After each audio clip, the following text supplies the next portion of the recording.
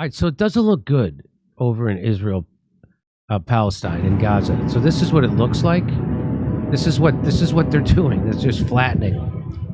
It's just flattening. Wow. Okay, and so why do I show you this? Because all the bombing that they're doing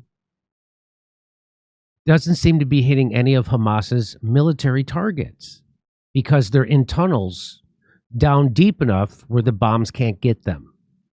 So Hamas is concealed within a network of fortified tunnels. In Gaza, by contrast, there are no visible military facilities while Hamas fighters can shed their fashionable black outfits and dress like civilians. This will not, however, frustrate the Israeli offensive, which still has fixed and movable targets. These are the deep tunnels, too deep for aerial bombing. These tunnels house relatively sophisticated rocket assembly lines, motor assembly works, sheet metal and explosive stores, and warhead fabrication workshops. More tunnels house Hamas command posts and its ordnance stores of small arms, mortars, and rockets. Even deeper tunnels house its leaders' lodgings and headquarters. Finally, there are the exfiltration tunnels, though there is no sign that they were used in the October 7 attacks, perhaps because their exits had been detected and blocked long before. So here's what so now Israel says they have these bunker buster bombs, and this is what these bunker buster bombs look like. How they can go through concrete is mind-blowing to me. Watch this. So, okay, look at this. What? Because they're tipped with that stuff, right? Like uranium. Is that what that tip is? Some kind of ultra hard or tungsten or something. I don't know what it is, but it claims that they can go through 5 meters of solid concrete. Yeah. But their tunnels are deeper than that, and they're using this thing called the Dahaya Doctrine. Mm-hmm. And Israel's use of disproportionate force. Now, this comes from the Institute for Middle East Understanding, the IMU. Well, I think that doctrine, they say it's going to be disproportionate, don't they? That's right. So a central tenet of Israeli military policy is deterrence. This is embodied in the so-called Dahaya Doctrine, which dictates the use of overwhelming and disproportionate force, a war crime, and the targeting of government and civilian infrastructure during military operations. It received its name from the Dahaya neighborhood of Beirut, a stronghold of Hezbollah, which Israel destroyed almost completely during its assault on Lebanon in the summer of 2006. And then they were safe from that point on. And then they were safe. Worked. Deterrence worked. So what it seems to me the only thing that would actually get at these Hamas fighters is if they had a ground invasion and they went into those tunnels. Yep. But they're not doing that, it seems, right now anyway.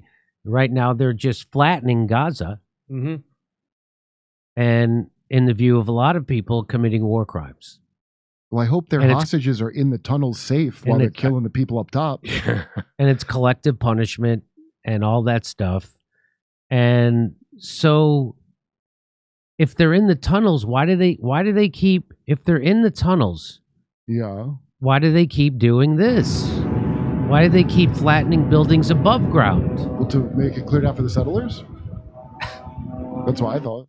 So if the Hamas is in the tunnels, we all know they're in the tunnels, why are they flattening Gaza? I think that's a legitimate question to ask. Take that part. I think they said they want that, don't they? They're going to take that whole part. They're going to take that part? Hey, you got to go to the South Gaza. They're That's what they keep saying. In the last. Well, they're telling people to go to South Gaza because they want to get rid of Hamas and North Gaza, Well, right? they also want to get them off that land because a bunch of people are waiting to go settle it. And the punishment's going to be now we get to, just like they do every time with one of these wars, like now we get to settle this land. And they're going to come in and settle northern Gaza. You think that's what's going to happen? You think they're going to settle That's northern the Gaza? argument. I mean, that's the argument. The fact is that they're doing this because they want that land. Because what is all this disproportionate bombing doing? It's not getting Hamas.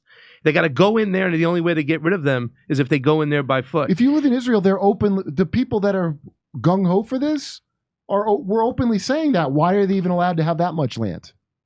They've been openly saying that. Netanyahu, the people with Netanyahu are crazier than Netanyahu by like a mile. Mm-hmm. Okay. Well, it's all very depressing, and I still have the flu. Hey, Jimmy, I ran out of gas, so I think we've done 11 or 12 segments today, so I think that's good.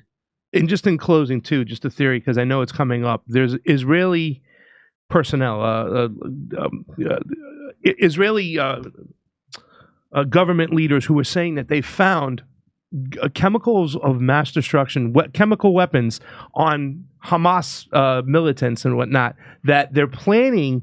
Hamas militants are planning on using chemical weapons. So now a lot of people think the theory is that when they do go in there to try to remove these Hamas leaders, they're going to send gas weapons down in there, killing everything around it as it comes out and whatnot. And they're going to blame, just like they blame the rockets, the Hamas rockets on the hospital, they're going to do the same thing when it comes to trying to get in there. They're going to say that was their own weapons that went off. Exactly. So that's and they're going to try to gas them out. With gas. Well, I hope the irony is not lost on everyone. Wow. I see the irony. That's a you're theory talking building about. right now. So that's a theory. No one knows that. No one can. We're not saying that's what they're doing. We're not saying that. We can't verify the veracity. I refuse to see the irony unless that gas thing happens. That's my red line of. We'll have to see the irony at that point. But right now, I refuse to see the irony of the unprovoked attacks and this justified response that worked so well in 2006. Yes. Probably not as well as maybe not paying to expand Hamas, but well, it's a good thing that Benjamin Netanyahu funded Hamas. Mr. Security. Mr. Let's Security. not forget his nickname, Mr. Security. Mr. Security. So it's a good thing. Hey, come see us doing a live stand-up show in Bloomington, Illinois, Indianapolis, Levittown, New York, Red Bank, New Jersey, Wilmington, Delaware, Covina, California, Burbank, California, Oxnard, California, Venice, California, and Palmdale, California. Go to jimmydore.com for a link for tickets.